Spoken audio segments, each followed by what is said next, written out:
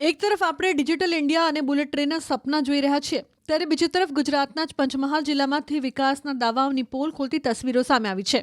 કાલોલ તાલુકાના અલાલી અને વાંટા ગામના લોકો પાસે આજે પણ નદી ઓળંગવા માટે કોઈ પાકા રસ્તા કે પુલ નથી.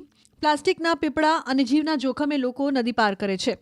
જો સડક માર્ગે જવું હોય તો 15 કિલોમીટર લાંબુ ચક્કર કાપવું પડે, જેના કારણે ખેડૂતોએ જાતે જ પ્લાસ્ટિકના પીપળામાંથી એક દેશી તરાપો બનાવ્યો છે. નદીની બંને તરફ ખેડૂતોના ખેતરો છે. નદીમાં 15 ફૂટ ઊંડું પાણી છે અને અહીં મગરોનો પણ વસવાટ છે. તરાપામાં સેફટીના નામે મીંડું છે. જો સહેજ પણ બેલેન્સ બગડ્યું તો સીધી જળ સમાધિ.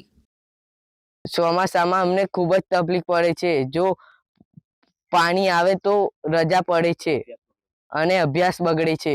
અમારી સરકાર પાસે માંગ છે કે અમને આ ગોમા નદીમાં એક નાનો પુલ બનાવી આપે, તેથી અમે આવર જવર કરી શકીએ, તેથી અમારો અભ્યાસ ના બગડે. ગોમા નદી પસાર થાય છે, એની અંદર બે ચેકડેમ બનેલા છે. ચેકડેમની અંદર પાણી 10 થી 15 ફૂટ પાણી ભરેલું છે અંદર, અને ચેકડેમ બનવાથી કંઈ અમને નુકસાન નથી, ફાયદો છે. પણ એવું કે અમારે અવર જવર કરવા માટે નાવડીનો ઉપયોગ કરવો પડે છે. અલાલી જવું હોય, કોઈ પ્રસંગ હોય, મરણ થયું હોય કે કોઈ લગ્ન હોય, તો અમારે બધા સંબંધો, ઘર જેવા સંબંધો છે. અત્યારે હું રહું છું એ પણ અલાલી સેજાની અંદર રહું છું, તો મારું જે કોઈ પંચાયતનું કામ હોય તો મારે અલાલીમાં, મારી લગભગ બધી જમીન અલાલી પંચાયતની અંદર છે, સેજાની અંદર, તો મારે અલાલી પંચાયતનું કામ હોય તો પણ જવું પડે. તો આમ નાવડામાં ન બેસીએ તો 15 કિલોમીટર દૂર ફરીને જવું પડે, ઘેરાવો છે.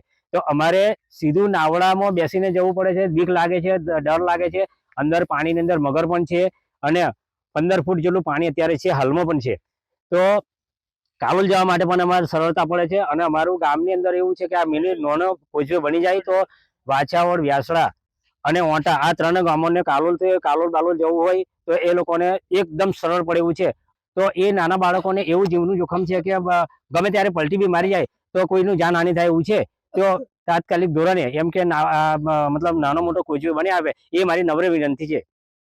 નદી પર ચેકડેમ હોવાથી પાણીનો સંગ્રહ તો થયો, પણ અવરજવરનો માર્ગ બંધ થઈ ગયો, જેના કારણે તરાપા પર બેસીને જાતે દોરડું ખેંચી નદી પાર કરવી પડે છે. નાના બાળકો હાથમાં દફતર લઈને જ્યારે આ જોખમી સફર કરે છે, ત્યારે વાલીઓના જીવ અદ્ધર થઈ જાય છે. આ ઓરવા ઉપર બેસીને અવર જવર કરવા માટે આ ગોમા નદીનો તટ પાર કરવો પડે છે. હવે એમાં ખેંચવામાં તકલીફ થતી હોય, અથવા તો નાના બાળકોએ ભૂલે ચૂકે જો ગબડી જાય તો પણ તકલીફ પડતી હોય, તો નાના મોટાને સાચવવા માટે અમારા મોટાની જરૂર પડતી હોય.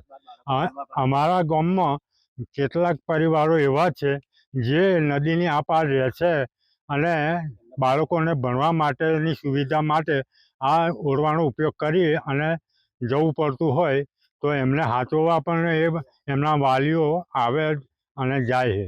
2016-17થી અમે આ રીતના પસાર કરી છે. જીવના જોખમમાં બેસીને 4 પીપળાની નાવડી બનાવીને અને નદી પસાર કરીએ છીએ. તો અમારે કોઈ પણ વ્યક્તિને અમારો પ્રસંગ હોય, એવું તેવું હોય, અમારે કઈ રીતે નદી પસાર કરવાની? સરકારે કોઈ રસ્તો મંજૂર કરતો નથી. બની જશે પણ કશું બનતું નથી. પબ્લિકને શું જરૂર છે એ તો કંઈ જાણ કરતા જ નથી આ લોકો. સ્થાનિકોએ કોઝવે બનાવી આપવા સરકાર અને તંત્રમાં અનેકવાર રજૂઆત કરી, જો કે અરજીઓ ક્યાંક ધૂળ ખાઈ રહી છે. તંત્રની ઉદાસીનતાના કારણે ગ્રામજનો જીવના જોખમે મુસાફરી કરવા મજબૂર બન્યા છે.